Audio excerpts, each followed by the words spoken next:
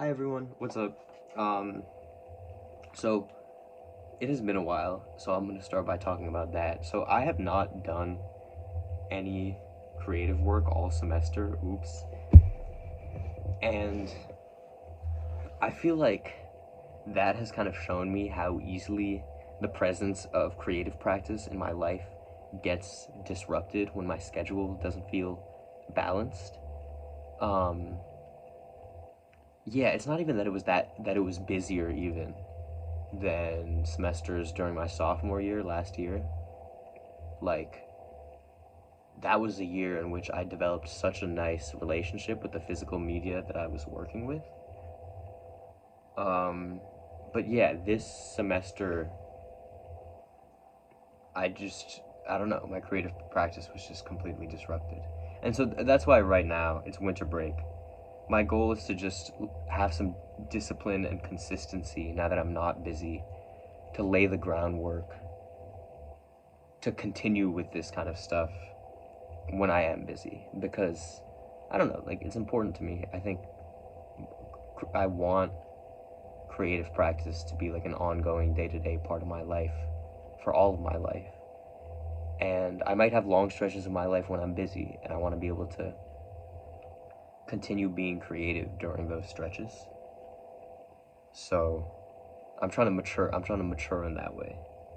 This now. Yes. Okay. So I'm gonna continue some work that I have already been doing. So since after I did my little hand-drawn animation project, I've been working on two settings, and I think I'm probably just going to talk about the first in this video, depending on how long it takes. So I'm not going to say much about the first, other than on the form of what I'm working on and the inspiration for the project in the first place.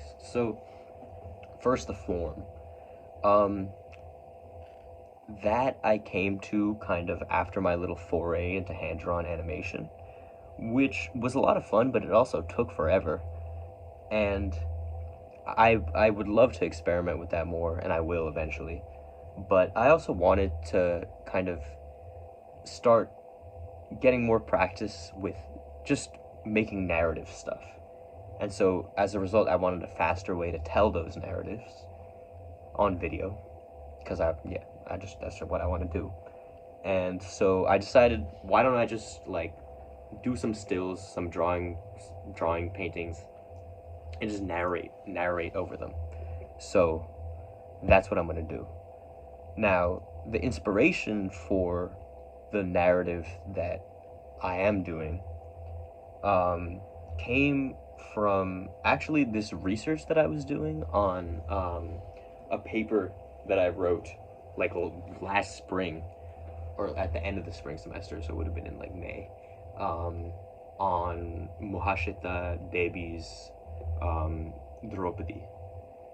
And I didn't end up using this research at all in the paper, but it was very cool. It was basically um, on sort of conceptions of the Mahabharata as this accretive epic, insofar as like the Mahabharata is like this transcription of this canon of oral traditions from different cultures, often cultures that engaged in violent conflicts with each other, held different landscapes dear, had different values, all amalgamated into this one thing. Um, and so yeah, I read this interesting paper by Jennifer Wenzel called um, "Epic Struggles Over India's Forests" in Mahashita Devi's short fiction, and so she kind of positions these two poles of conceptions, representations of the forest in Indian mythology. On the one hand, you have this one. This is exemplified by this Tagore passage she quotes, which goes, "Indian civilization has been distinctive in locating its sorts of regeneration, material and intellectual, in the forest, not the city. The unifying principle of life, diversity, of democratic pluralism, thus becomes the principle of Indian civilization. And so he kind of is going back to this idea that that the forest is this sanctuary, a place of peace, the site of knowledge. Um, there's this idea which the author mentions in the paper. It's a Sanskrit word, but I'm just going to say it like it's Bangla, of Arona Sanskriti, which means like forest culture. That India is a Indian culture is a forest culture.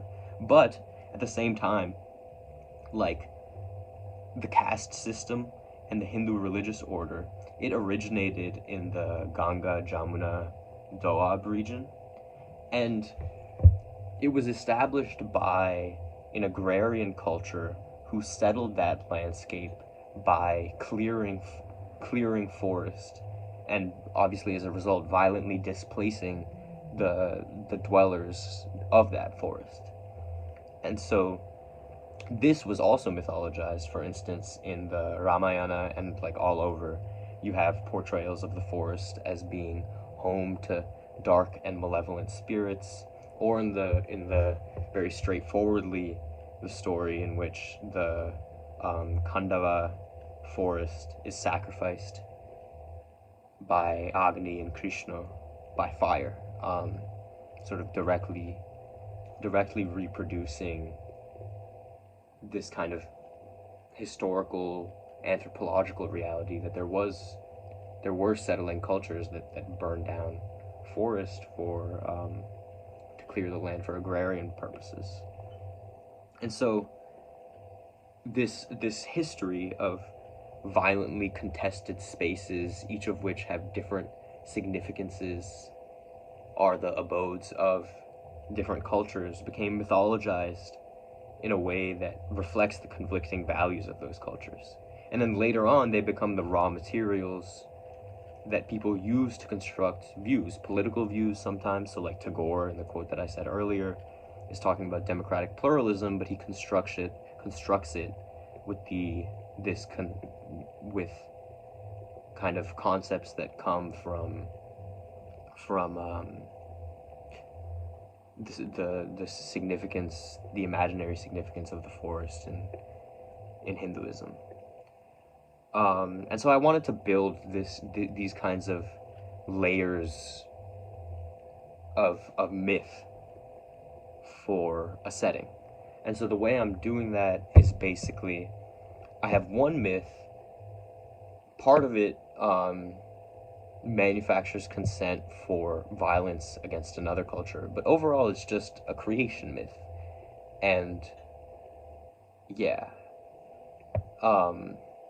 Then there's a second myth, which is the myth of a culture that descends from that culture, living in the same geography, which is now a very much changed landscape. The video got cut off, so yes, I don't know what happened. But anyway, I was just wrapping up. So the second myth belongs to a culture that now has to reckon with a history that has happened since that first myth. And so that too gets mythologized and sort of layered on to the existing myth, but then in turn changes the significance of events in the existing myth. And yeah, basically I thought it would be interesting to kind of place these two myths in proximity to each other in my creative endeavors, to kind of render artistically this like cultural evolution within this landscape, and then use that as a groundwork to sort of come to other narratives where the myth isn't the center, but the myth sort of informs the possibilities, informs the frame of thought of the characters.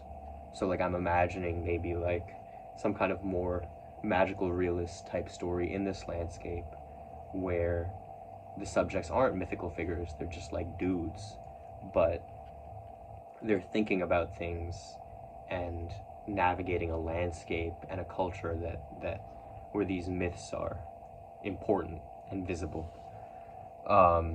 So yeah, that's the first setting that I'm working on. I'm just doing the myth stuff now. That what I just said was kind of stuff for the future. I mean, who knows? Maybe I'll start some of it soon. And then the second setting, actually, this is kind of long. Let me talk about the second setting another time. But yeah, that is where I'm at. Peace.